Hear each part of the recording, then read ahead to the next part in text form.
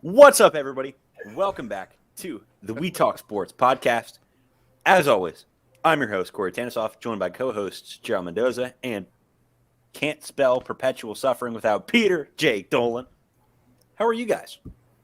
Chilling. It's been a minute. It's been a while. I am employed now, so that's good, but that's beside the point. Yeah, get employed, you bootlicker. I'm a shoe shiner, by the way, so that can. That's racial.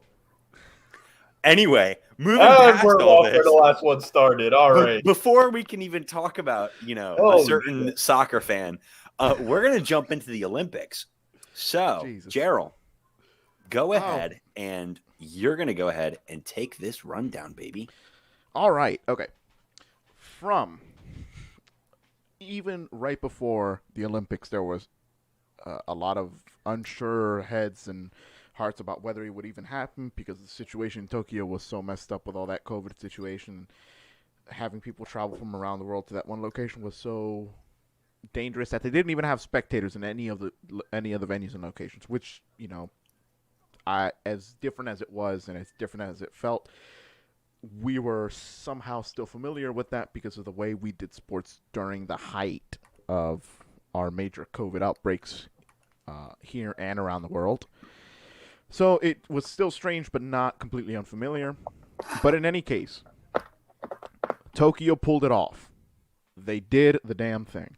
They got it organized. They got everything ready, and they had, I think, minimal transmission or contagion cases overall within the athletes' village, within any groups of people around the athletes. It was still, a bit unfortunate for some of the athletes that did end up getting it, but to the best of my knowledge, no one died. There was no severe outbreak that affected an entire building or anything of that sorts. And for the most part, it went off without a hitch considering the circumstances. Some of the biggest and most interesting stories, I think, that I've seen in the Olympics have happened in this edition so far. Obviously, move the year back to be able to give everyone an extra year to prepare for the Olympics. But with that being said, certain things you just can't write up. One of the biggest stories about all of this was the perceived notion that the United States would be topped in the medal stands by China. And to be fair, I watched the medal count very closely, and up until the last day, China was ahead. But thanks to the efforts of everyone who won medals, including especially gold, because they hold more weight in the Olympic count, not just overall numbers, but on the last day, the women's basketball team won their 5th straight Olympic gold for Team USA. Absolute legends on that front. And the women's volleyball team broke their streak of losing the gold medal in the final round and finally won it over, I believe, Brazil, if I'm not mistaken. And those numbers helped boost the U.S. to the top. So hats off to them. USA Gymnastics definitely had a whirlwind when Simone Biles pulled out of basically every single competition that she had for a number of different reasons. She was heavily criticized for those decisions. However, Sheila was looking out for number one, and as much as it would be incredible to represent your country for anything in a sports-related environment, her priorities were pretty set, and she stuck to them, and I respect her for it. And she took care of herself. She still ended up getting a bronze. The rest of her team ended up getting a silver in the women's all-around gymnastics competitions. 2 of her colleagues got gold, and one of them got another bronze as well in other events. So I think it worked out. Still a pretty successful haul for USA women's gymnastics, especially considering the absolute shit show that led up to this Olympics, with everything that happened with the previous coaching, training, and health staff. That the fallout from all that situation, they overcame it and they did a pretty damn good job.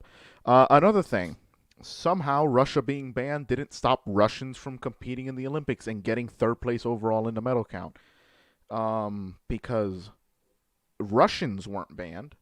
The name Russia and the flag of Russia were banned, but they were still allowed to compete. Better dead than red, brother. Well, Exactly. to be fair on this matter, they do not get to claim any medals under the Russian flag for, I believe it was Right, so from this is a 2016 until now. Is that correct? So this is a completely separate group of. It would have their own category, their own basically like almost like a new country called the ROC, or OAR, which is like Olympic athletes from Russia or Russian Olympic Committee. It's strange. It's dumb. They should not be allowed there to begin with in the first place. And I'm almost positive someone was doping, and we're gonna find out about it within the next year. USA Swimming did an incredibly good job in the post Michael Phelps era. They didn't win as many gold medals as people would have expected, but still led the overall medal count in that sport, including the surprise a 17-year-old Lydia Jacoby who won gold, and she is from Alaska. So that's going to be interesting to see how that works. Another thing that was very interesting in the track and field world, the USA did not do as well as people expected, and the fastest man in the world is no longer Usain Bolt. It is now someone from Italy. His name escapes me. But That's a unique name. it, Capes me? His name is Capes me. The name you're looking for is Ben DiNucci. No, you're looking for Silvio. That's the fastest man in the world. Ben He was an DiNucci. interior decorator. He took out 15 Czechoslovakians. Ben DiNucci, for lack of a better name, is the fastest man in the world. Anyway, I'm sorry, viewers. This is no longer a sports podcast. no, This is it's the not. Sopranos talk. Honestly, shame on you for thinking it ever was, if we're being honest. To be honest, we're more faithful to talking about food on this podcast than anything else. Yummy, yummy in my tummy, tummy. Daddy likey. Real quick, okay, finally, real quick. Just quick fire. Suni Lee becomes another American in the long line of Americans since 2008 who have won the all-around gold medal in gymnastics. Australia really came out in their swimming traditions and almost beat the U.S. in the pool. Almost ain't good enough, baby. Well, Unidos número uno. yeah, for real. Two high jumpers after being tied after the final round of their competition, instead of competing in a jump off for the final gold and silver spots, they decided to share a double gold. So Love it. That was Love it. That was good. That was a surprise. A pleasant surprise. I actually saw that clip of them doing that and going up to the officiator, and it was like, that's sportsmanship right there. No, for real. It is. It's like, hey, can we both get gold? Well, I mean, maybe, but all right, cool. And they both celebrate. Yeah, I mean, why not? They both, listen, to be an Olympian in general is one of the hardest achievements in the world. To be on the podium is even harder. So imagine being able to share a gold and being able to share that moment of sportsmanship and a championship with someone from a different country connected by sport. That's what this is about, and that's one of the gonna go down as one of the greatest moments in Olympic history, I'm sure. And also, I don't know if you guys stayed up to watch this. I stayed up to watch this, not because I'm an insomniac, but actually I was excited. Did you guys watch the American shot put competition? Yes, that is my second favorite. Those monsters among men, those two Americans, one of them broke his own world record 3 times in the same competition. Well, I mean, consecutive rounds, 3 world records. What we have to think is, okay, a shot put, like everybody here, hopefully listening, whatever, has hopefully been to the gym at least once in their life. A 15-pound weight is like not difficult to curl, but it takes a little bit like of effort. When it comes down to a shot put, I believe I think it's 16 pounds. It might be 16 kilograms, which is, hold on, let me. No, absolutely not. No, 16 kilograms would be like 40 pounds. Okay, a shot put, okay, it is 16 pounds. Yep. So 16 pounds launching that bitch. I mean, and they throw it like half a football field. Threw it over 40 meters. Yeah, nearly half a football field. And this is not a traditional swing, fling your arm forward, I mean, Andy Reid kind of. no. No, this is you garner it up, you stick it to your neck, and you launch that thing push. with brute force. That is the definition of what will tear your UCL for 1,000, Alex. I'm sorry, I thought it was Mike. Nope, he got fired. It's Yep. Mayeem now. Aaron Rodgers. Should have been Aaron Rodgers, but he's still playing NFL, so should have been LeVar Burton. Whatever. Anyway, that for the most part, like I said, the Olympics have gone down. These will go down as an historic games in Good use of grammar there. times.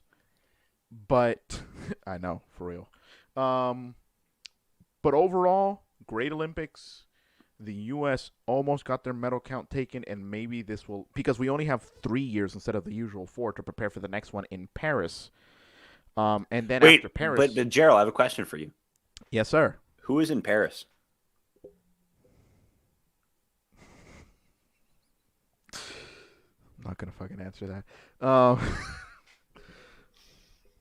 on, I don't know, Gerald. Corey. I think it was Jay-Z and Kanye West.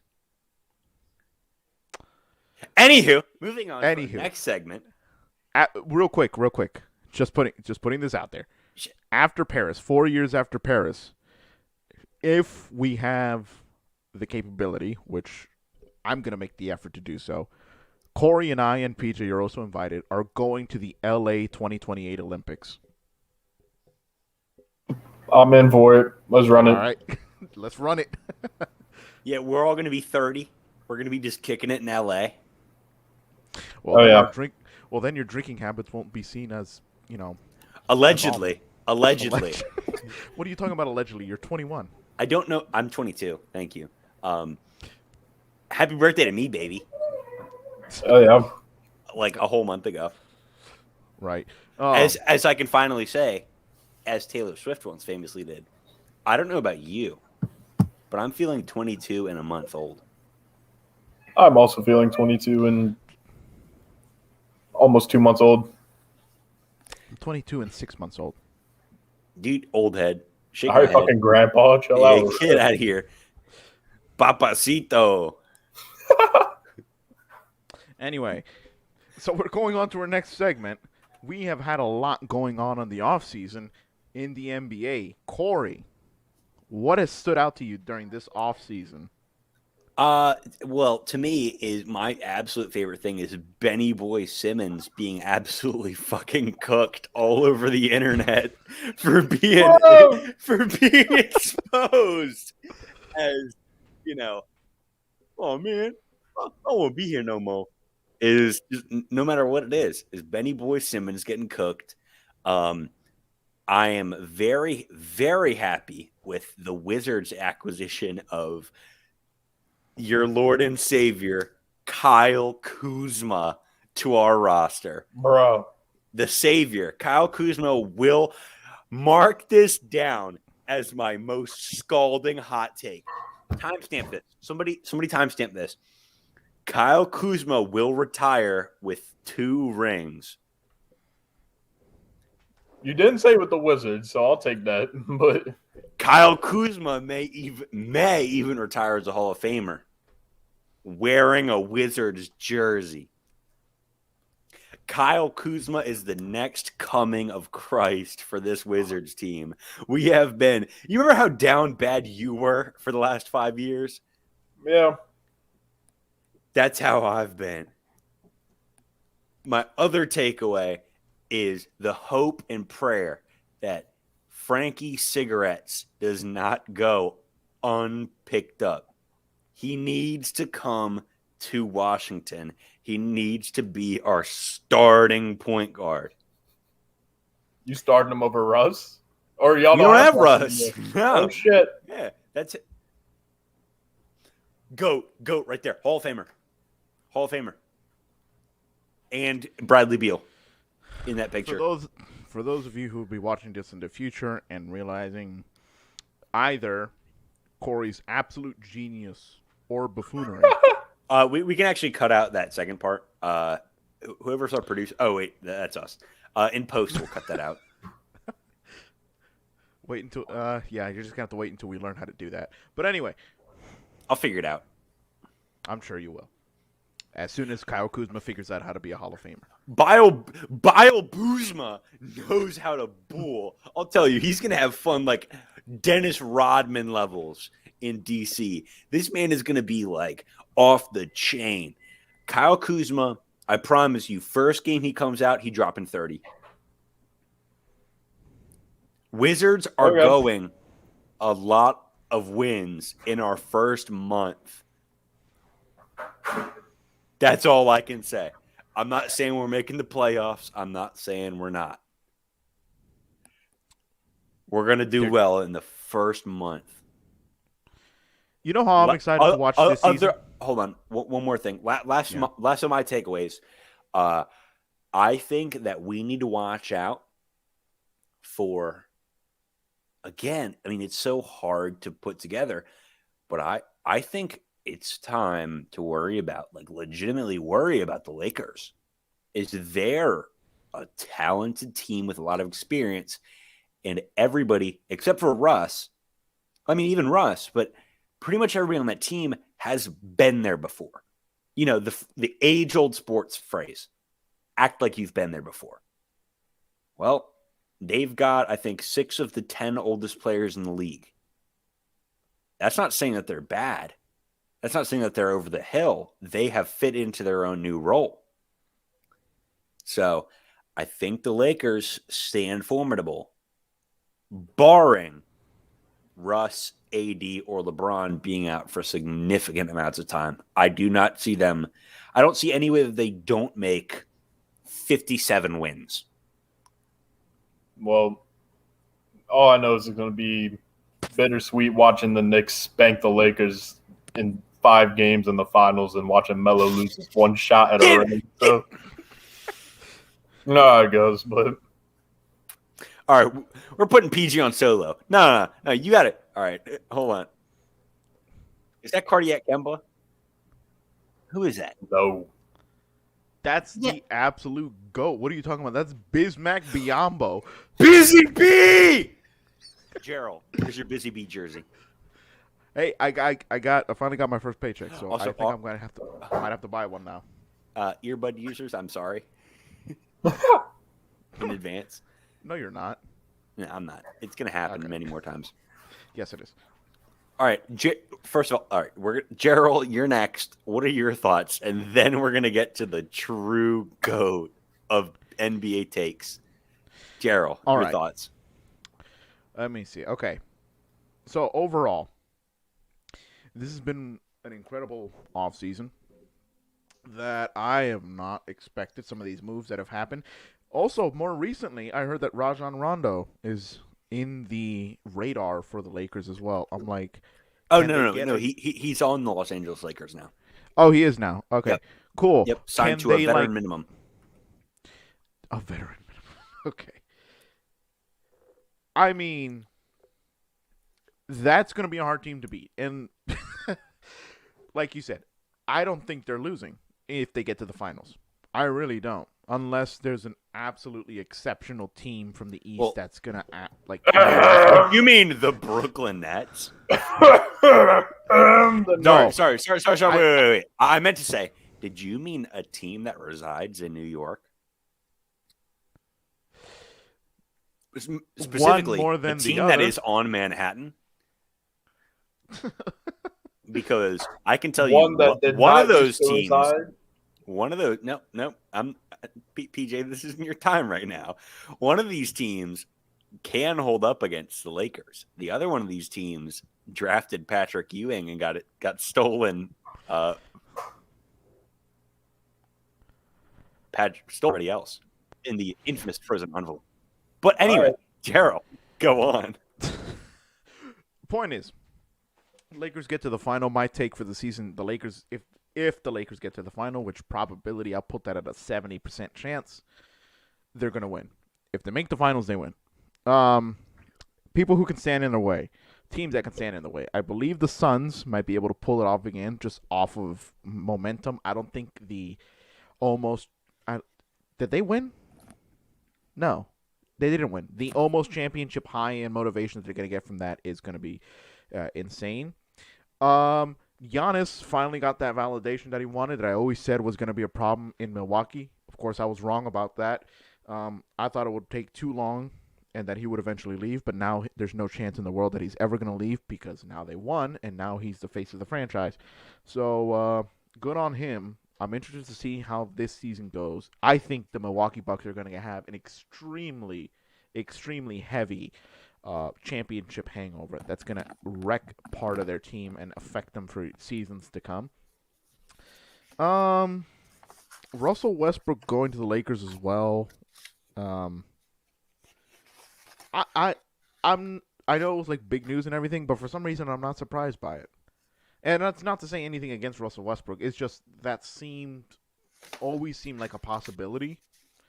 And I guess it just finally came to fruition. That is going to be an incredible team to have to play against, honestly, for everybody in the West. But we've seen more than anything else the last 2 to 3 NBA seasons. There's been nothing but parity, which means there's been almost an even playing field all over. There's no standout like these super teams the super team that's being formed in LA. As impressive as it is, I don't think they're going to be a team that loses only 9 games like the Golden State Warriors did a few years back. I think the league is just still getting better and better, and people keep on breaking out. Individual players keep on breaking out and carrying the teams on their backs and creating a system that works in each one of their teams that makes the NBA, for me, a lot more fun to watch because I never know what's going to happen. And my last thought about the NBA season is that, let me make sure I got this correct. Aside from all of that, aside from my excitement for the parity that exists in the NBA right now and how even the playing field seems to be for everybody, in the East, I have hopes for more than one team, not just the Wizards, but like you said, a team that resides in New York. But my final thoughts on this season, just to put a bow on it, is that Trey is still balding. All right. PJ, I only have one thing. Actually, I'm going to let you do your part before I unveil my prop.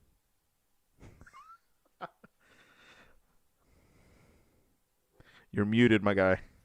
I got him. Do the prop first. No. No, I need to go in. It might fire me up. Let's go. It won't. Any guess? It's a motherfucking. Who the fuck is Tingus Bingus? I thought you were going pleasantly surprise me with a Tyson Chandler poster, and now I got to stare at this Momo.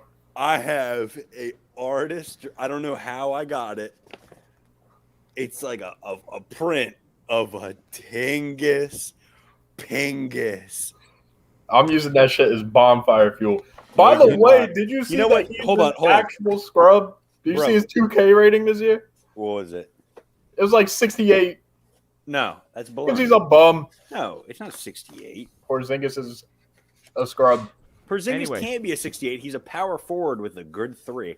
Anyway, I'm going to take this and Justin's. No, get this back on me. No, get this back on me. Don't let it get away from me. No, all right. Justin Spidey, I'm going to take this shit, frame it, and hang it up right by my little dog shit. I got a little picky of a it's a dog shit thing of some kid scratching his butt, and I hang it crooked on my wall. And if anybody fixes it, I hit him with a stick. And I'm going to hang this right next to it, just as crooked. Tingus Pingus will live in infamy inside of my house. Your building is going to disappear off the face of the earth. Well, then that means I'm insured for $250,000, baby. All right. I'm ready. All right. Go ahead and take your off-season takeaways, baby. My off-season takeaways are, as you know how I do it around here, there's the Knicks and then there's the NBA. So, first of all, in a 72-game season, the Knicks won 41 games. So it's like 48, 49 wins, right, in an 82-game season. And that was with bum-ass Elfrid Payton at the point. And you know what we went and got ourselves? Not just a point guard. We got ourselves Cardiac Kemba, bro. A legit point guard. We also got Evan Fournier. He's an absolute dog. Did y'all not see what Obi Toppin was doing in the summer league? If Obi Toppin plays like that, if I may say, no stopping Obi Toppin. Ain't no stopping Obi Toppin, bro. Look, if Obi plays the way he did, hold on, say it, Gerald. Ain't no stopping Obi Toppin.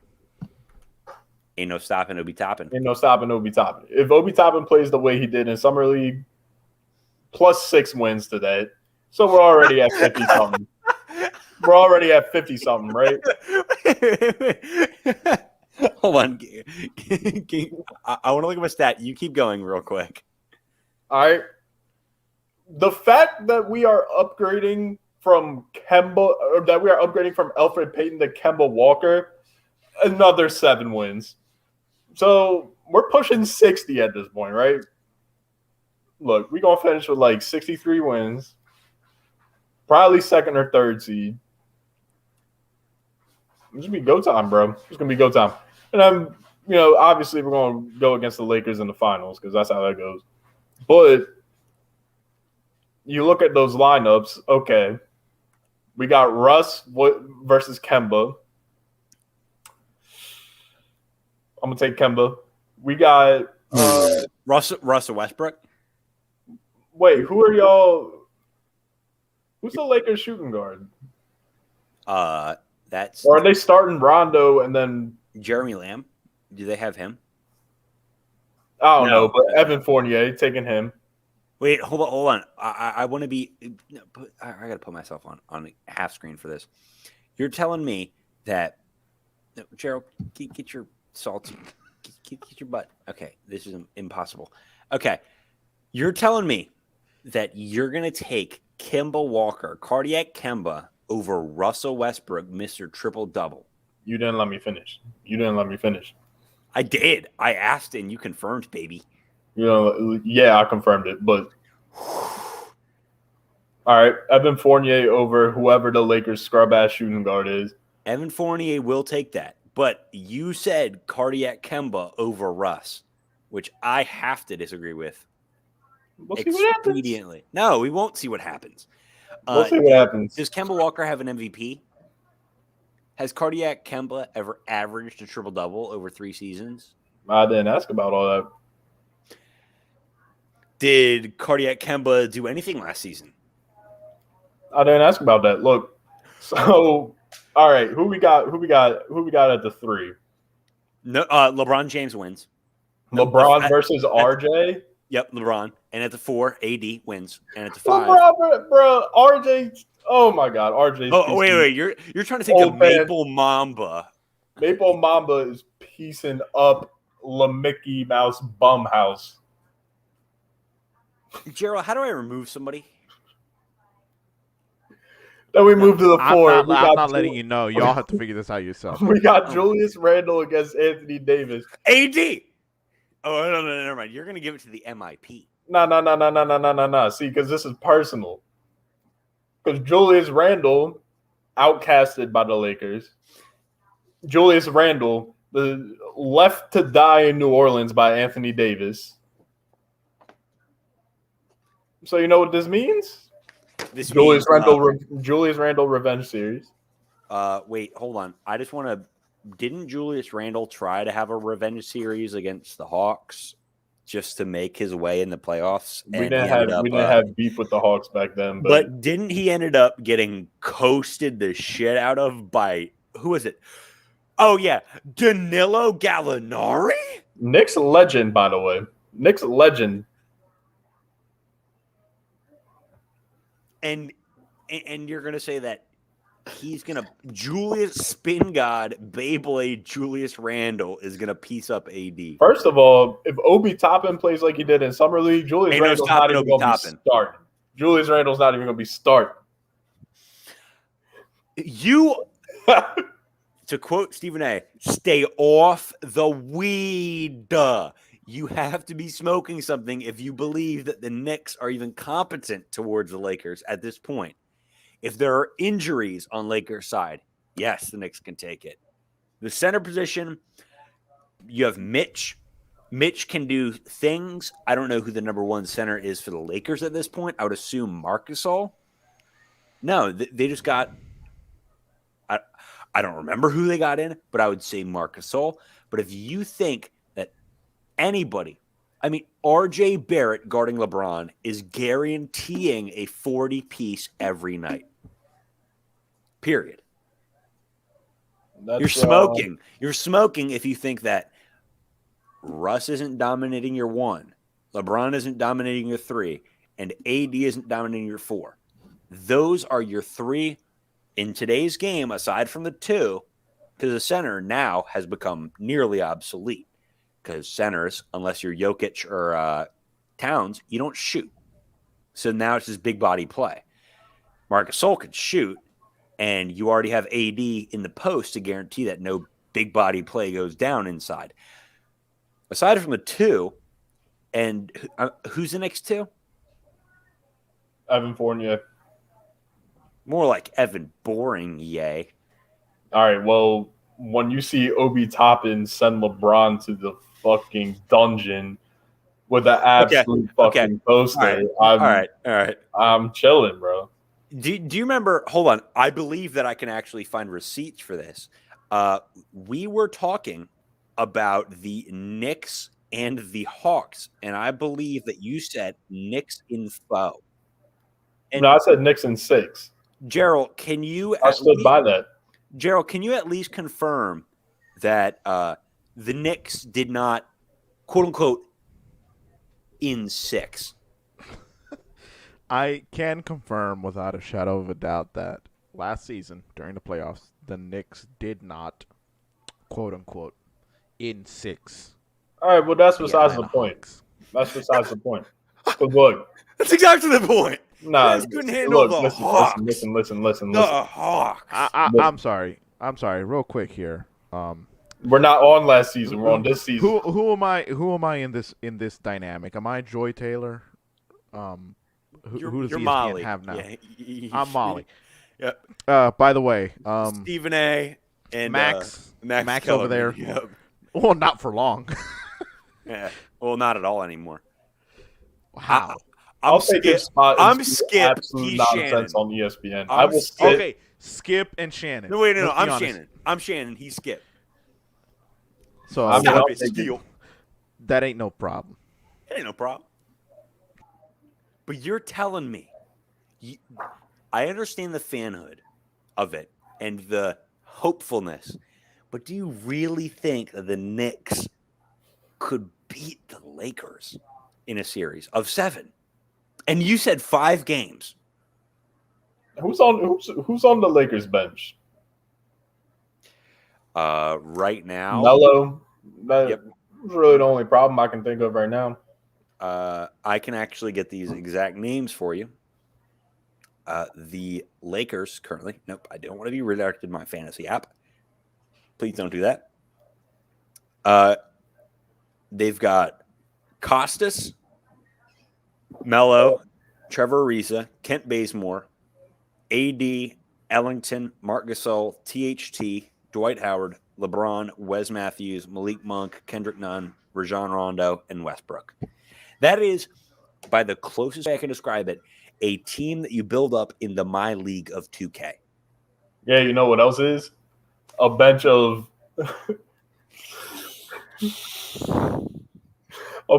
Derrick bench of Rose. what? A bench of Derrick Rose, Obi Toppin, and Nerlens Noel. Hold on. How many Well, points? as I said before, Knicks and How many 5. points combined did those latter 2 average last year? 8? We're not talking about last year. Well, I will give you a month. A month. And if you want to right now, I can bet you the deal is off if the Lakers don't make the finals. Well, we don't have to worry about the Knicks making the final. They're gonna make it. All right. If the Lakers We're just don't worried about the Lakers right now. If the Lakers don't make the finals, the bet's off. If the Knicks don't make the finals, I guess we could say the bet's off. But I bet you 100%, $500 that the Knicks cannot beat the Lakers in a series. In the finals. Correct. So Knicks and Lakers. 5 Benjis. $500. 5 Benjis. If this year it's Knicks Lakers and the Knicks win. Yes. I'm taking that all day. Okay. Because write it down somewhere. The worst case scenario is you get a Knicks win. And actually, no, the worst case scenario is your Knicks lose in the finals and you lose $500. For mine. All right, but that's still not even that bad because the Knicks made the finals, so I'm chilling. So oh, you are a controversial soul. Let's be honest here. We know PJ enough to know that the Knicks make it to the conference championships, he's going to be setting off fireworks. Well, the Knicks don't do anything, and there's fireworks. The Knicks won one playoff game, and I was ready to turn Pub Dog into dust. And then they lost one, and we were sitting at Pub Dog playing shuffleboard. Anywho, moving on from this, Gerald, your off-season takeaways. Because we have gotten a little deep. Oh, no, you already – did you – no, you didn't make yours. Go, Gerald, do some more. Or did you already? More? I did them already. I said the Lakers are going to be a team to beat in the West. Boom! New header. All right. It's coming down to it, baby. It's for y'all, not for my team. For y'all. Hold on. Because it's the MLB, I want to showcase something, and I want to ask your opinions. Give me a sec. I firmly believe that when I put my hair down and I wear a ball cap, I look like every MLB relief pitcher ever. So if you guys would just take a second and try to confirm this or deny it, it's up to you. We will see how well that works. Give me a sec. Jesus, he's right. Hold on here.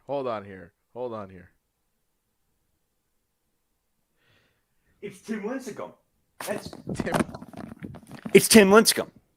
And you know what? If you turn the hair blonde, it's Noah Syndergaard. Absolutely. I'm rocking it. It's not playoff Tanaka, obviously, but also shout out the Orioles and shout out Blue Mountain State. 9/11, baby, 9/11. Never forget. That is next week, isn't it? Yeah. Yeah. Well, the week after this. 20. Shout out Joe Biden. 20 years. Jesus Christ. If you would like to hear the news on that, you can check out our other podcast. Plug it, Cheryl. We Talk Politics podcast, where on special occasions, PJ will join us to do nothing but bullshit his way out of taking 20 shots in one night. And otherwise, we give an objective opinion on all things in the international and domestic politics world, including state and local, as well as federal. So whether or not you live in the quote-unquote great state of Maryland, or if you live rather in the other states of the United States, you'll find some news there if anything captures the attention of the general public. And if it's foreign, you got it covered. So yes, we do. Going into the MLB, Gerald, because PJ and I have a lot of thoughts about this. Gerald, you are on open mic right now. Go for it. All right. Actually, no, fuck you. PJ, you're up, baby. Give us your deepest, darkest Yankees thoughts. The deepest, darkest Yankees thought is that first of all, we came out from the depths of the fucking ocean, and we're here. Where you got season ends right now. We got a home wild card game. So here it goes. 2017, lose to the Astros. 2018, lose to the Red Sox. 2019, Astros again. 2020, lost to the Rays. So here's what's going to happen. Revenge tour postseason. Beating Boston in the wild card. Going on to Tampa, beating them. Going on to Houston, beating the Astros finally. And we've cleared our debts. and then we finally get Yankees Dodgers, and whatever happens, happens. But we're back, and we're not slowing down, and it's a revenge tour. I have more specific thoughts about to close out the season. First of all, I don't even think Boston makes. Let me put myself. Let me get sexy here. Let me get personal. Hey, what's up, guys? So, I don't think Boston makes the wild card. Or New York might, Boston might, but no way both of them. I think the Oakland Athletics are coming out. Matt Chappie is the best third baseman in baseball. Quote me on that, better than Arenado. Best third baseman in baseball, most talented. That team will go to the wild card against the other AL East team. They'll put up a fight against each other for only one game, which we have all discussed. What are one-game series in the playoffs? They're fucking stupid. So, Jesus. they're going to fight against each other in one game. Then after that, they're going to go on to the rest.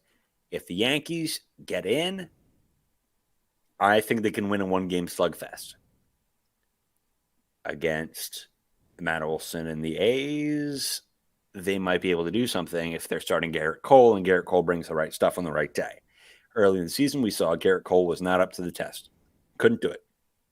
Later on, he started to do a lot better and then fell off and then got back on. And he's pretty damn good right now, the regular Garrett Cole form. I think Tampa Bay is a sure lock for number one in the East. I know the White Sox as, hey, I had called. I want to 100% be the first person to say, I called the White Sox. I said the White Sox would be the stinger. They would be the butt in everybody's face of this season, and they were going to be goddamn good. And they were goddamn good, and they are goddamn good, and they're going to do the damn thing. Then we got Houston, which then in the National League, Braves and Phillies are in a close race. The Mets aren't far behind. I think that the Braves on chemistry can edge out against the Phillies on it. The Phillies have more isolated talent, but again, this isn't basketball. This isn't football. You can't run a show with one guy. So I think the Braves will take the division. Milwaukee will no doubt take the Central. And at this point, very fun for me, Dodgers are only a game or half a game back. And tonight, we could take the lead because the Giants are playing and the Dodgers are playing. I firmly believe, not just as a Dodgers fan, but just in general, the Dodgers will win the NL West. The Giants will get the wild card spot against the Padres, and whoever wins that game will lose to us in a series. Our pitching rotation is better. Our batting is better. Our fielding is better than every team in baseball. And this is all without our second, third, maybe, ace, Trevor Bauer. We're without him. Walker Buehler is number one in NL Cy Young right now. We've got Clayton Kershaw, who is a perennial talent, might be a top 5 greatest pitcher of all time, who's still not fallen off. And we have Julio Urias, a young talent developing. We can have those 3 guys, even without Bauer. We can do it all. And I do not see a way that the Dodgers don't make it to the World Series. The only way that I can see it happening is if we can't pull it off and lose in a trap game in the wild card. But I love all of the offseason acquisitions that were made by teams. Anthony Rizzo, moving to the Yanks. Disgusting. Made me want to throw up in my mouth. Javi Baez moving. Dude, all the Cubs just being dismantled made me hate it. I hated it so much. But I love the movement. It's fair for baseball, and it's fun baseball. So, postseason come as it may. Gerald, the Orioles still suck. PJ, the Yankees can't beat us. Everybody else, it's Dodger time, baby. Yankees Dodgers World Series. Let it happen. Okay. You know what? Actually, PJ, I'll make you a slim bet. I'll make you a slim bet. Without the Dodgers included, I bet you $50 that the Yankees do not make it to the World Series.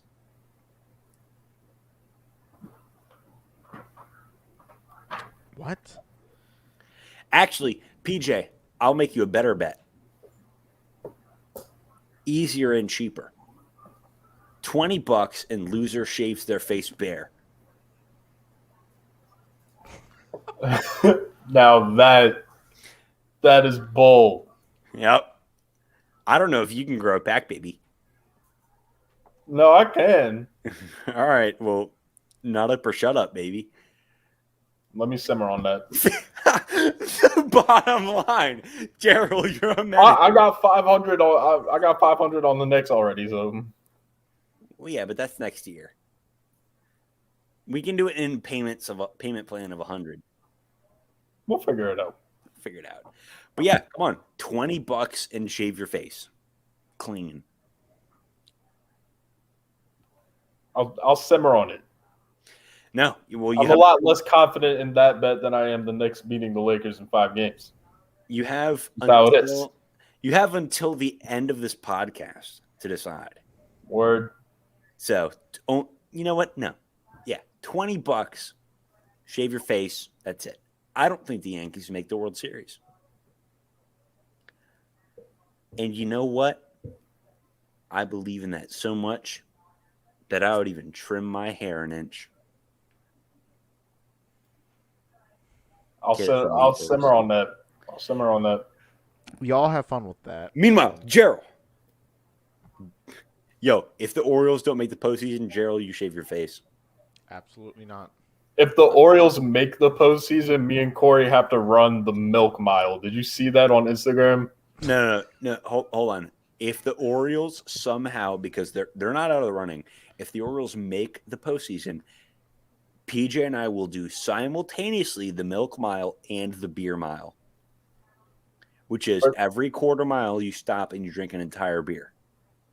For those not familiar with the Milk Mile, you start with you have to run a gallon of milk. No, you have to run a 4-minute mile. If you don't, you have to start over. However, you can give yourself an additional 30 seconds of running time by drinking 1 glass of milk. So, you know what I would do for the top wait, athletes. Let me make something up on the spot. You're gonna throw up. For the top athletes, let me make something up on the spot. Have you guys ever heard of the rice mile? Gerald, shut the fuck up about your goddamn rice. Gerald does the rice mile every morning, bro. That's not fair. What? Gerald, you're changing. You're changing your name. Gerald Rice Mendoza.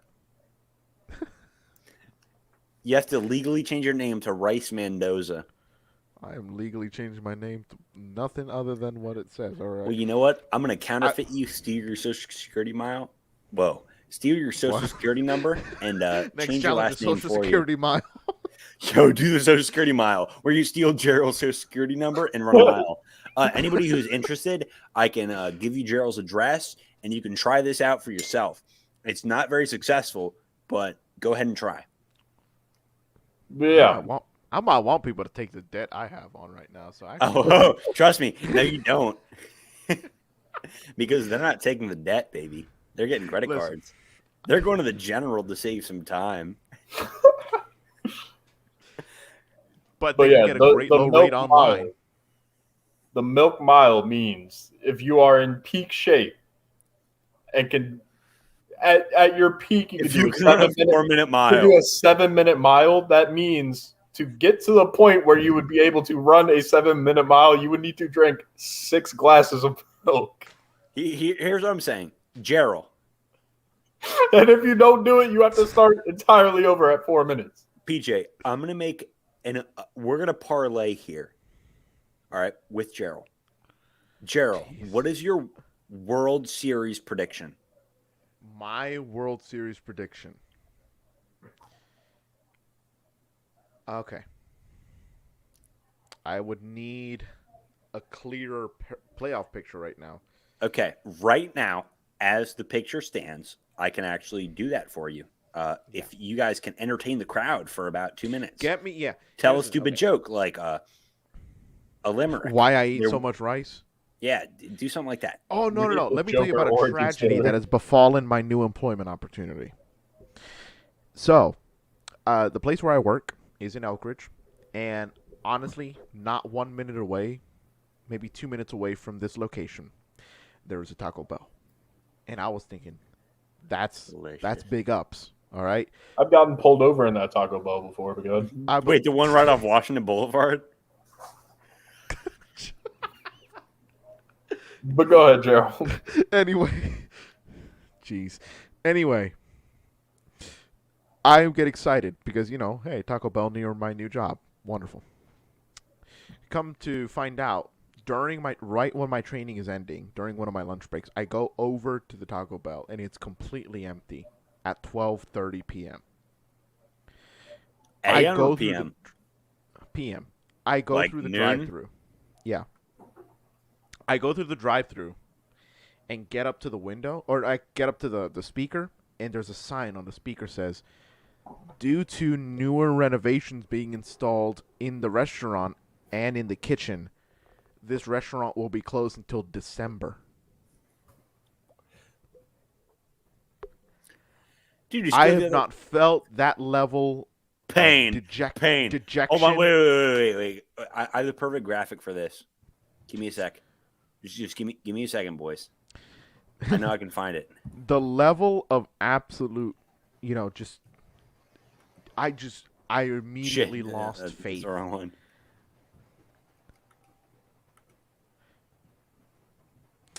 The pain. Here's The what I have to say absolute about the agony. newer There Taco we go. Bells. Yes, There we PJ. go. All right, I found out. PJ, continue your thought, and then we can. I just go back. changed my name. That's all I have to say about closing for renovations. All right. Brutalist. Well, either way, I have your "if the season ended today," which is my favorite and least favorite catchphrase in baseball. The AL wild card would be Yankees Red Sox. Yankees take it. Yankees take. Okay. ALDS Astros White Sox. White Sox. ALDS Rays Yanks. Yanks. Yanks White Sox.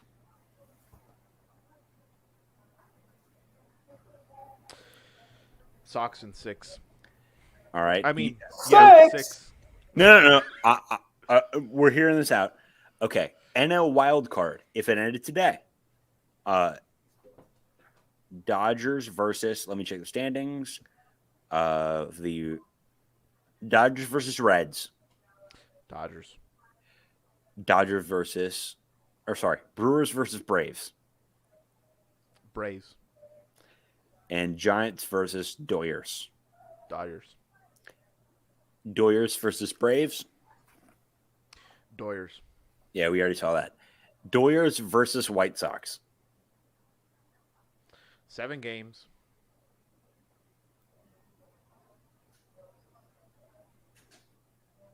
Who takes it?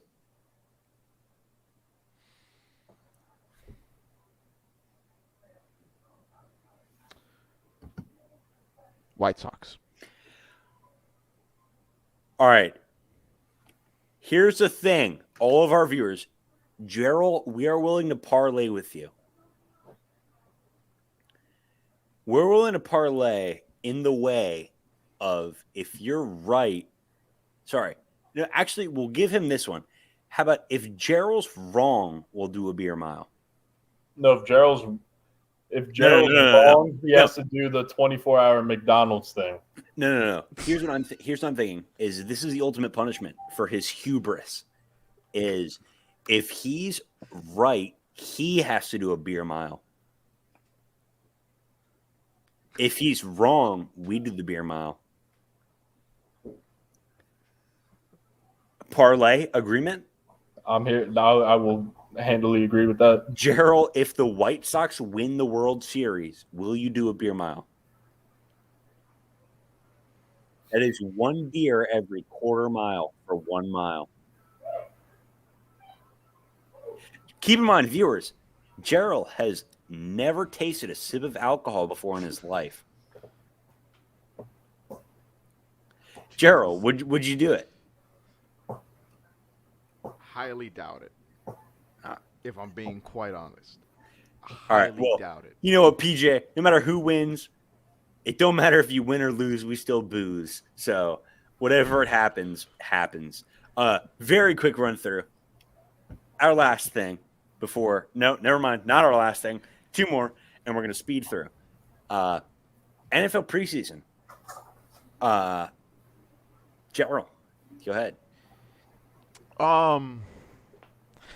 With my personal affiliation team with the Washington franchise that still does not have a name. No, they have a name. Say it. Say it. Still does not have a permanent name, but are No. Say it, coward. Currently known as the Washington football team. Yes. I'm clipping that audio. I'm sorry, but you know what's really stupid about the logo right now? It looks like Everything. a Subway. It looks like a Subway fare coin, and it just doesn't fit with the city. Well, Subway tasty. So. I don't understand how people don't like Subway. You make the sandwich. I like Subway. Like how? Well, yeah, but people are like, "Oh, I hate Subway, bro." You literally make the sandwich. Like you construct it. How do you not like it? Because people don't know what they're doing. Well, yeah, and then they go, "Oh, I hate it." Bro, if you went to Jimmy John's and said, "Give me all this bullshit," they'd be like, "Fuck you," and kick you out the door. Quickly. You go to Jersey Mike's and you get a foot up your ass before they even start to serve you. They go, "Hey, what do you want?" I want it. No, get the fuck out of here. And they kick you out. You want the juice on it? Well, I mean, don't matter. What happens if you go to Firehouse Subs? No, we're not even talking about that. You ever go to Cheryl? I know you haven't. PJ, you definitely have gone to a New York deli. Yeah. Yeah. PJ or Cheryl, you go to a New York deli and you go, "Hey, can I get a?" And before you can even start like what you want, it's already done. And if you don't like it, they tell you, "Fuck you," and you got to leave. There's nothing you can do about it. If you go to Firehouse, they go, "What's up? Hey, no, why are you here?" That's pretty much it. Right. We're here because everywhere else burned down. And you're supposed to be a firehouse. Well, it sounds like they're not much of a firehouse, and more of a subs. That's why they don't call them subs firehouse. Anyway, we do not run a funny podcast. Just want to put that out there. We've had our moments. Nothing we say is funny. All right, please. I'm sorry. Let's get one thing straight about this entire project that we do here. You will never have any enjoyment. It has been falling off the rails since episode 1. Oh, and it's only going to get worse, baby. Oh, we've been winging it. We've been winging it since episode 1.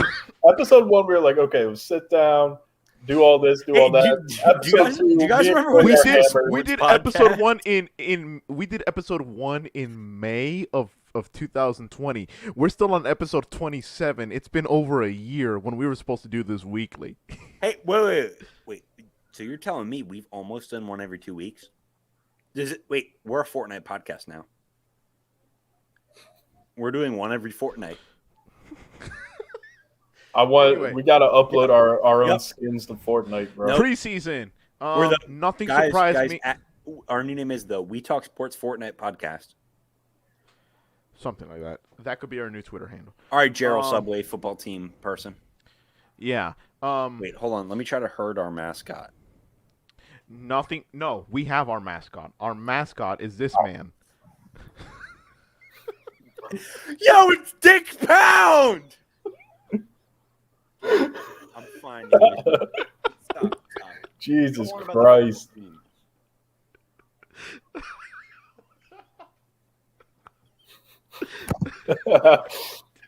Jeez. Him and Rex Grossman. Bro, every time you bring him over, his arms are just sprawled out like this, and it's the funniest shit. What the fuck? Fat boy. Dude, he's literally, if Tony Soprano were a cat, but like also like a little baby. We have three mascots in this podcast. Fat boy, Dick Pound, and Rex Grossman. Sexy Rexy. I see a kid in a wheelchair on the sideline. Boom! Hit him between the eyes. Touchdown. Shout out Rex Grossman. All right, fuck it. Back on the podcast. Nothing surprised me about the football team. Nothing impressed me that much. I don't have high hopes for the season as much as I thought I would. Hey, But PJ, you remember like 40 minutes ago when you had to bounce in 20 minutes? Life happens, bro. Life finds a way. this is what happens when you. This is what happens when Nope. you allegedly drink a bunch on a Wednesday night. No. This is not at all related to that. Nothing of that has influence. Are you sure? Yes. Jesus. I'm high off life. Yeah, something else. I'm high off of this 9/11 Orioles hat that I'm wearing. It makes me feel what they felt. Oh! I relate. This man says he's higher than the lights for 9/11. No. I say like it makes me feel what they're feeling. You know, Jesus. like I Christ. can really. All right, maybe we empathize. should really start looking into how to cut shit out. I can empathize because like I spent $35 on a hat and other people like gave their life for the United States, and I feel like it's really similar. Don't watch the political podcast, please, for the love of God. Anyway. Yeah, maybe don't put my name in that plug next time. We're on damage control now, boy. Damn. Maybe we'll cut that. We haven't even gotten to international soccer yet, y'all. All right. Yeah, and your little spewage that you did last time didn't do us any favors either, Gerald. It hasn't gotten us a strike yet. All right, But Gerald. Just because like 5 people watch us. Gerald, get back to the preseason. the Washington football team. Coach Ron Rivera, again, he's running a generally stable ship, which by any measure of how this team has been run over the last 6 to 7 years, or really over the last decade or so, is still impressive, but it's just not bringing any general excitement to me or any of the people who I know are fans of the Washington football team. So much so that I think we've reserved ourselves to the understanding that we're back in the NFC East cycle, which means this NFC East division title is going to belong to either Dallas or Philadelphia, simply because they have better talent and, for the most part, a better organization around them. In terms of other things around the preseason, I don't know. Listen, the NFL continues to show me that they don't know how to plan ahead when they have time to do so. So, I mean, it feels like they just go business as usual as much as possible until it gets in their face and they get sued. But whatever. All that aside, I am excited to see how this Super Bowl is going to play out in Los Angeles, because this new stadium that they have over there is a masterpiece of architecture and stadium building design. So, overall, I'm excited for football, just not for the Washington football team. And going to another NFC East team and outlook, how do you feel about yours, Peach? How do you feel about Danny Dimes? I feel like he's going to kick me in the dick. He's going to have four good games, and Dave Gettleman's going to get up there and be like, "Oh, I told you so." And then we're going to finish 7-10, as Gerald so correctly informed me. We do have the extra game this year.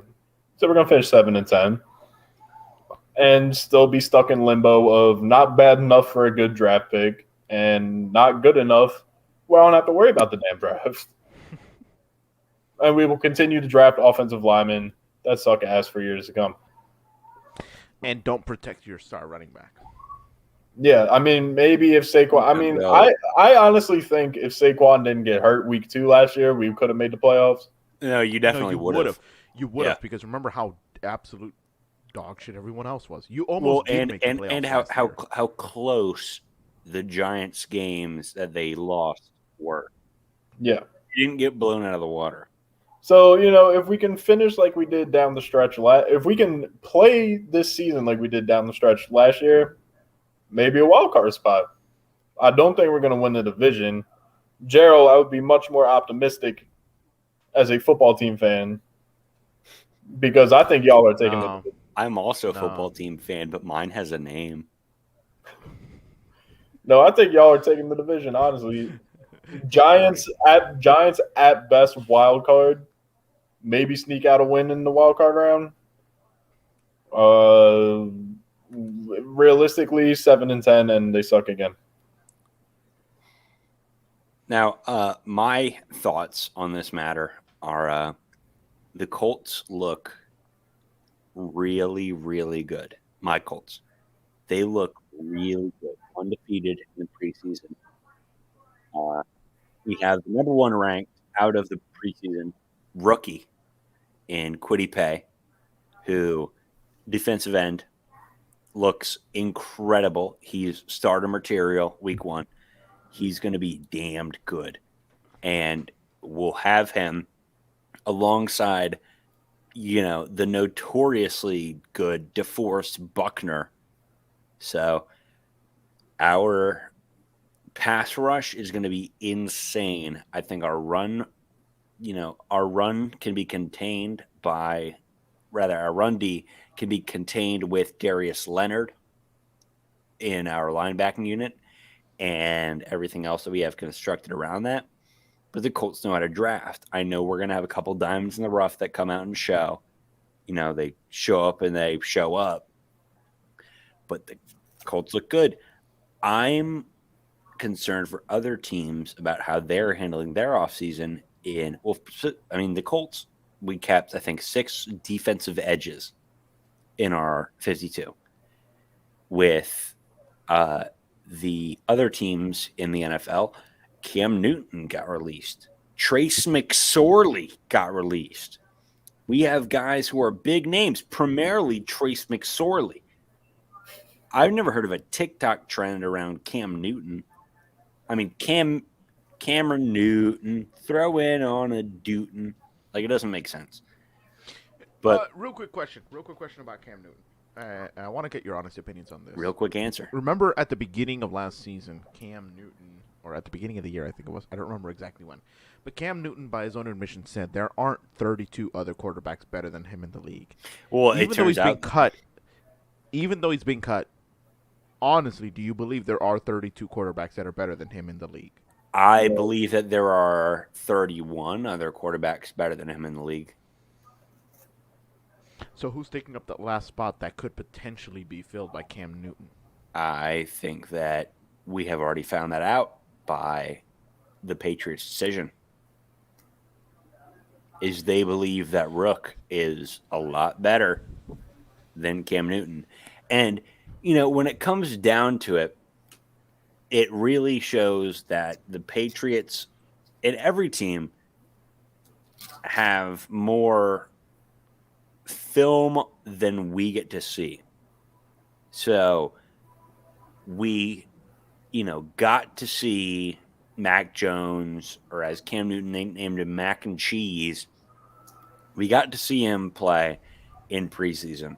We got to see Cam Newton play in preseason, even though he played horrendously. We got to see them. But they and the coaches and the scouts and the staff get to watch them every single day. If they're not performing every day, they know what has to happen. Cam Newton is an unfortunate case of over the hill, way too young. It's the same thing that afflicted Reggie Bush, Matt Leinart, Vince Young. Oh, and those guys were all out of just one class of college athletes being drafted to the NFL. So Cam Newton being cut a little early because he wasn't as good makes sense. Every other team is comfortable with their quarterback. If you can name me, I would be very surprised if anybody could name me one team where Cam Newton is better than their current starting quarterback. Because I promise you, anybody that they'll name would be a team with a rookie quarterback coming in. The Jets, rookie quarterback. End of Jaguars, rookie quarterback. End of list. That's it. I would even argue Gardner Minshew is a better quarterback than Cam Newton right now. And I don't think I will be disputed on that. Cam Newton did not show any promise last year. What about, and this is not just me saying it because it's my team, but what about the Washington football team? No. If anything, they can get Joe Flacco. If anything, they can get Gardner Minshew. As I said, there's a couple guys who are not starters who are still better than Cam Newton. As of right now. Do they have MVP awards? No. Joe Flacco, though, has a more important award, a Super Bowl MVP. You have people on both sides of whatever that can take what they want and get what they want, but ultimately it comes down to how good are you right now? Cam Newton was incredibly good, transcendently good. A big quarterback who could throw. He was the football version of a five-tool player in the MLB. But as soon as he got hurt too bad, and as soon as he left Carolina, he was not the same guy. Moving on to our last piece of business before we get into the wrap-up, and this should be very quick, is the International Soccer Transfer Wire. I would like, Gerald, if you may talk about one CR7 for a couple seconds. I will. But first, I'm going to talk about a better player known as Messi. No. There's no better player. Yes, there is. No. In any case, there's no better player. There's no better player. There's no better player. The two biggest soccer stars in the world, along with a number of other superstars in the soccer world, give me my time, all had an insane transfer window this previous 2.5 months that saw headlined by Messi being transferred for free from Barcelona to Paris Saint-Germain, PSG, Corey's team. Not sponsored, but could be. Give me a sec. Let me grab my jersey. In any case, an incredible move that nobody ever thought would be possible, considering everyone thought Messi was going to retire in Barcelona since he'd been there since their youth academy. But financial issues in Spain being what they always are, complicated and unresolvable, Messi had to go and was left with multiple choices, but the team that pursued him the most and also had some of his former teammates from both international soccer and his time back in Barcelona, including Neymar, Kun Aguero, and Di Maria, and one of his greatest opponents in Sergio Ramos, really it made sense for him to go to Paris. So he did. And PJ, I don't know how much you understand about transfer window fees. Like, it's basically like a trading fee. Like, instead of waivers, they do have to pay for people to be transferred. Oh, word. Sometimes you can loan them for a limited amount of money, but if you fully transfer them, it usually costs more, unless the other team has no leverage to force you to pay the transfer fee, which Barcelona didn't, meaning the most well-recognized, arguably the best player in the world, went to another team for free. So that's if I can put it not the best player in the world. One of them. The second best. That's like saying it's comparable to Clayton Kershaw being sent to the Yankees for no money. But Clayton Kershaw is also the best player. The point is, all of that was a huge shock to not only the soccer world, but also Messi himself, who really wanted to get a deal done with Barcelona to stay there. It didn't work out. And in his farewell address to his teammates and his farewell press conference, he was in tears because that club still means so much to him, but it just could not continue financially the way it was going. So he moved to Paris. And then, not 2 days ago, the other greatest player in the world, known as Cristiano Ronaldo, The greatest. CR7,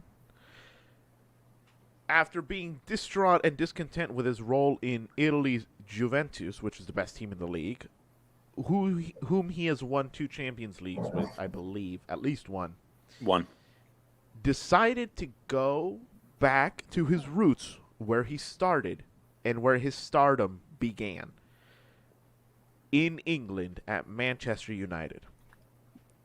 So these are huge moves in the soccer world, along with everything else that has been going on that I cannot get into detail right now. But just in general, this is something that no one would have believed at the beginning of the transfer window. Not one bit. But they have happened, and that's how sports works. The least expected outcome has become reality. Corey, your thoughts? Yeah, so I couldn't find my jersey because I, had the same one for about 6 years, and now I'm significantly taller than I was when I previously owned it. I'm elated. I'm happy that the second best player of all time has come to my football club, and it's really great. I would have rather had the first and second best players of all time come. However, I am more so elated that Messi came here and we kept Kylian Mbappe, who was looking like a very, very, I guess, how do you say, a good money move by PSG to send him out on transfer wire to for 200 million pounds or euros. I don't know what euros to Real Madrid, which all the money of that would have gone straight to PSG, but they declined it. They didn't even give an answer. They just, hello, yeah, and then set the phone down. They didn't hang up. They didn't respond. They just put the phone down, walked away.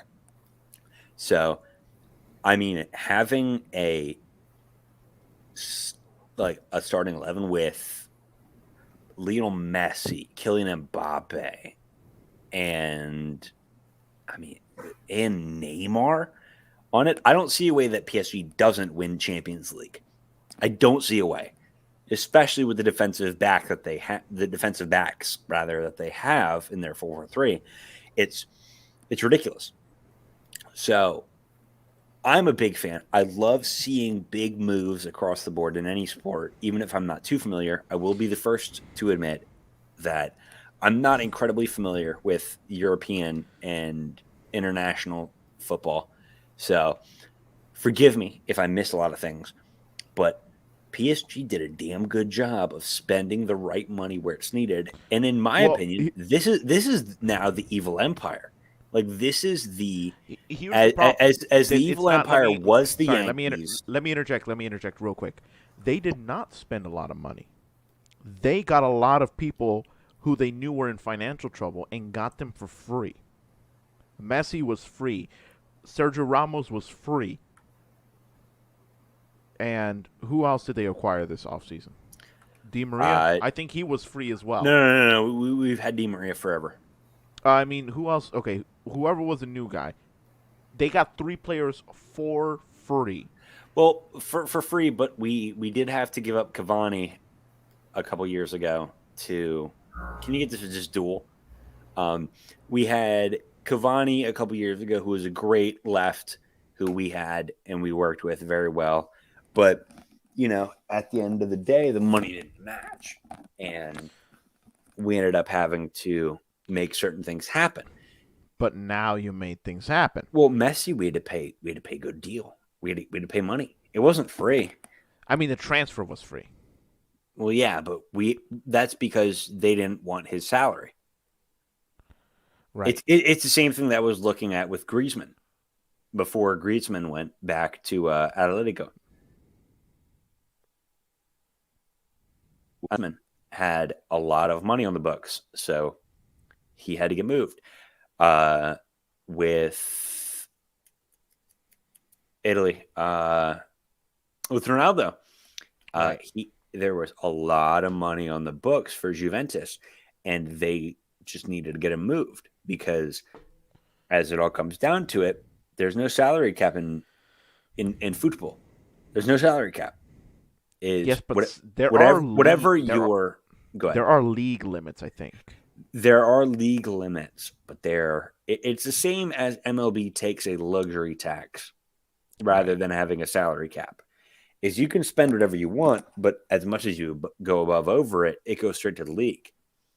So if PSG wants to build a super team full of players who they know have really high contracts, they can do that. They're just gonna have to pay more money. What I will take away from this is I 100% know there will be an uptick and like severe uptick in BPL or EPL, English Premier League views because Ronaldo is back. That is going to be a great payoff for Manchester United. Even though they're not incredible competitors right now, especially going up against my favorite Premier League team, the Tottenham Spurs. Tottenham Hotspur. Yes, sir. But Fair enough. City was making a bid on him. City was making a little bid on Mbappe, and they didn't pull anything out of the transfer game. But I think it'll be very interesting to watch the Premier League with Ronaldo in it. Yeah, and I think the winning streaming service, if we're being honest here, is Fubo. No, it's I mean, sure. I mean, like, Peacock has the exclusive rights to the Premier League, and then ESPN only just this season got the exclusive rights to La Liga. So, should be interesting to see how the ESPN numbers work. lost because Yeah, exactly. hold on. If anybody here wants to know why La Liga is such a failure, they can feel free to read the multitude of ESPN articles on why La Liga is so far in debt and the worst league in Europe. The worst run league. The worst run league, the worst, chaired league, however you want to call it. But they are sheerly the worst league in football because they are garbage. They don't know how to pay. They don't know how to play. They rely on like one or two good name guys, and that's it. Yeah, well, we'll see how this season turns out. We'll see how everything works out. But in any case, it is now. What are we doing? Darius. It's Having not a stroke. time. So we are gonna start on a new. We're gonna experiment with this. Let us know, please, if you enjoy this or do not. It's gonna be just a few minutes of each of us speaking our minds freely, no dialogue, just letting thoughts out, free flowing on your issues. So we're going to start out with PJ's pieces. PJ, you now have the board. PJ's pieces are fresh out the oven because Garrett Cole, as we speak, in 7 innings pitched, threw 15 strikeouts against the Angels, leading the Yankees to a win, helping all but solidify our wild card spot. We got a month to go, and the Yankees are back. It's looking good. Everything holds the way it is. The revenge tour is well underway. And then I'll be watching Yankees World Series games and early regular season Knicks games at the same time, and it'll be a glorious moment in my life. All right, and now it's time for Gerald's Jim and John. Tomorrow, we begin the process in this area of the world, and really most areas of the world, but specifically in this area of the world where we focus on, our path towards the 2022 World Cup. Our 8-team elimination round will end with 3 teams automatically qualifying for the World Cup and a fourth one qualifying for an international playoff spot. Now, the U.S. missed the last World Cup out of just absolute terrible management. But now, not only is there a manager who's developed a new core strength and unity in this team, we have some of the best players in Europe at our disposal, including Christian Pulisic, Josh Sargent, Weston McKennie, Serginho Dest, Gio Reyna, Zach Steffen, Ethan Horvath, Matt Turner, and the list goes on. Miles Musa, Jossie Zardes, Daryl DK, Paul Ariola. The list goes on. This is the most excited I've been about U.S. soccer, and that a lot of people have been about U.S. soccer in a while. I think it's going to be great. And the only way it can be better, if we make the World Cup, the only way that it will be better is if Mexico doesn't make it. And now for the last one is Corey's Corner, hosted by yours truly. So I'm very excited because as we speak, the Dodgers are up 1-0 in the top two against the Braves. The Giants are down 2-0 in the bottom second against the Brewers.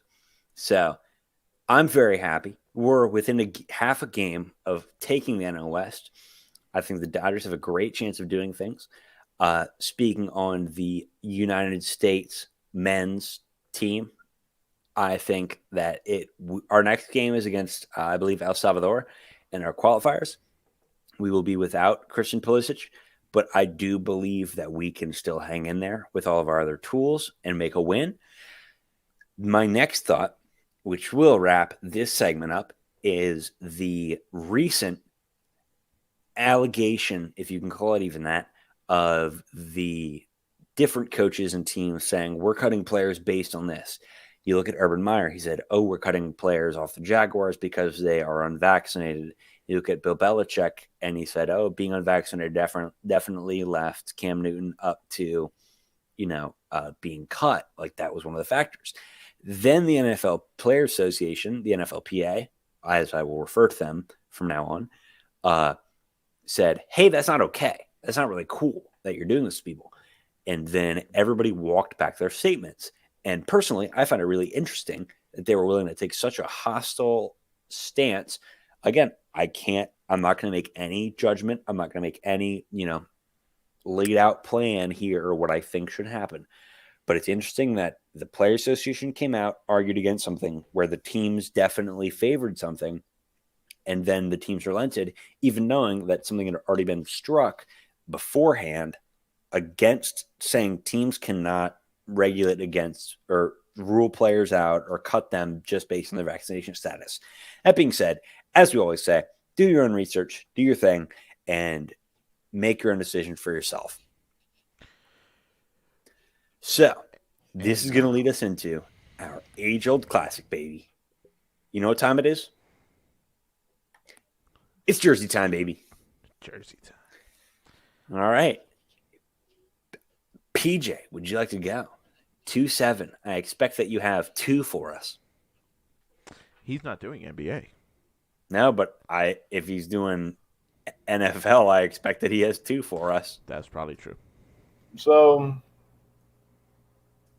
no Knicks player has worn 27. So I can't do my usual thing, which leads me to my next, team, which is the Giants. So for 27, we're going to go with the New Jersey Football Giants, right? We're going to go with the GOAT, the absolute bully, the juggernaut, 2-time Super Bowl champ, Brandon Jacobs. How are we feeling? Jacobs. Shout out Brandon Jacobs. Brandon Jacobs. Wrap it up. It's a fair pick for a Giant. Corey, you have Major League Baseball. All right. I would also like to say that I believe you're more than justified in asking for an actual best number 27 from the National Football League. Because I find it hard to believe that Brandon Jacobs is the best person ever to wear 27. In the time that you take I will go ahead and select Steve Atwater. my Yeah. Steve Atwater is infinitely better than Brandon Jacobs. Yeah, but Brandon Jacobs is Brandon Who's Jacobs. a New York football giant. He's a unit. Exactly. All right. I will be taking Michael Nelson. If you don't know this man, you may be more familiar by me referring to him by his first and last name rather than his first and middle. Of the GOAT, Mike Trout. Career 305 batting average, has been playing since 2009. 310. How many MVPs? 3 MVPs, finished in the top 3 6 times. Anybody, I recommend you just Google Mike Trout's baseball reference page. It'll make your day a whole lot better because you'll see a whole lot of black ink when he led the league. Mike Trout, let me just read a couple of different things. 3-time MVP, Rookie of the Year, 9-time All-Star, 8 Silver Slugs, two-time All-Star MVP, and I think he might have won or played in 3 postseason games in his whole career so far. And he's 30. He just turned 30 in the day after my birthday in August. So Michael Trout is my absolute number 27. Before My favorite baseball player who does not wear Dodger blue, Pantone blue. Before Gerald gets going, I'm going to do this solely to spite him. While we're on the baseball subject, you know who else was an absolute dog in the number 27? Who's that? The Martian himself, Raul Ibanez. No, I'm banning you. All right, Gerald. Gerald has Raul some runs. Ibanez. Yes, sir. All right. Okay. Not gonna lie, I had to dig a little bit for this one, and I thought I was gonna go with Jack Twyman, Hall of Famer. However, I have to give it to this man,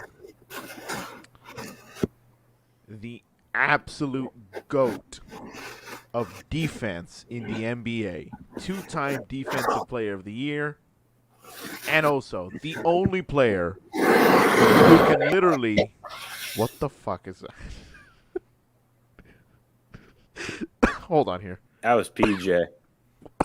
What the hell? The only player who can shut down the entire league. I am talking about You're talking about my man. Wait, hold on. 2-time Defensive Player of the Year. Yes. What team? I know who it is, and you're not going to like it. The man who can put up his dukes and fight. Bro, is it Rudolph Gobert.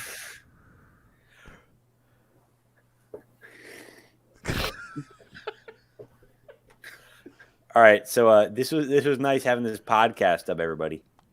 Was it? I believe that I said earlier that the day that we came to Rudy Gobert being our GOAT for a day, that would be the end of the podcast.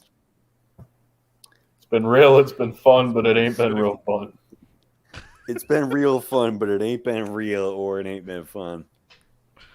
Get Rudy Gobert out of my mind. Anyway. Honorable mention, Jack Twyman. I made it clear. That's going to be it. And make sure, so if you have time, make sure to leave a like and subscribe if you would like this. And just be sure to check out our other videos. Leave some comments if you have any thoughts on what we said. Please don't do anything that disturbs our confirmation bias. We don't like that. But all in all, thank you for tuning in, and we will see you next week or the next 2 weeks because this is now a fortnight podcast. So we will see you when we see you. Take it easy, folks.